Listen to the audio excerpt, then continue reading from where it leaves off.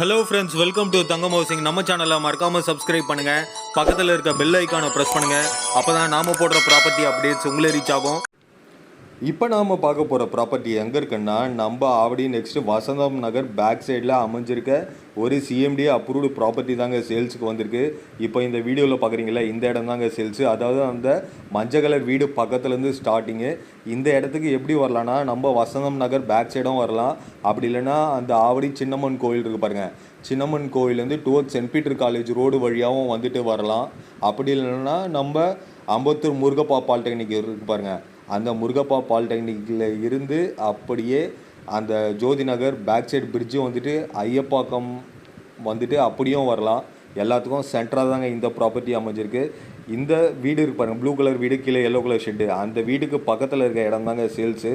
இந்த இடத்தோட அளவு வந்து பார்த்திங்கன்னா ஃப்ரண்டேஜ் 35, நீளம் 35, கிட்டத்தட்ட 1225 சதுரடி. நார்த்து ஃபேஸிங்கில் ஒரு 24 அடி ரோடு மேலே கம்ப்ளீட்டாக ரெசிடென்ஷியல் ஏரியாவில் அமைஞ்சிருக்குங்க.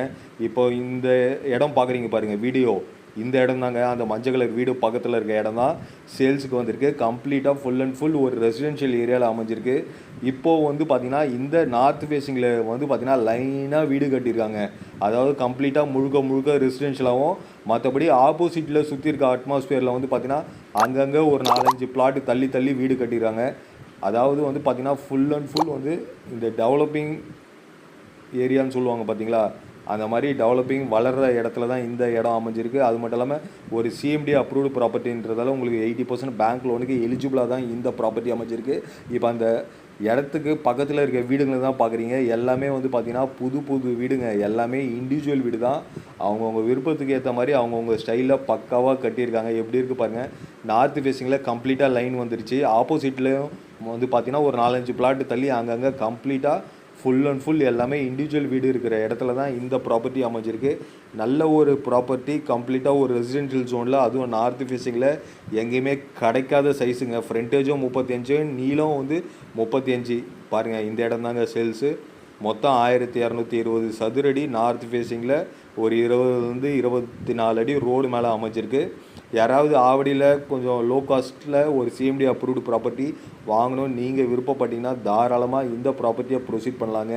இந்த ப்ராப்பர்ட்டியோட ப்ரைஸ் வந்து பார்த்திங்கன்னா 3800 சொல்கிறாங்க. ப்ரைஸ் வந்து நெகோஷியபிள் உண்டு. தாராளமாக ரேட்டை வந்து பிரேக் பண்ணி பேசலாம். இந்த வீடியோ உங்களுக்கு பிடிச்சிருந்தா உங்கள் friends, relatives, neighbours, co-workers, colleagues எல்லாருக்கும் இந்த வீடியோவை ஷேர் பண்ணுங்கள். டெஃபினட்டாக யாருக்காவது ஒருத்தருக்காவது கண்டிப்பாக இந்த வீடியோ பயன்படும்னு நினைக்கிறேன். ஸ்லைடில் இருக்க நம்பரை கால் பண்ணுங்கள். மேலும் விவரங்களுக்கு நன்றி, வணக்கம், தேங்க்யூ.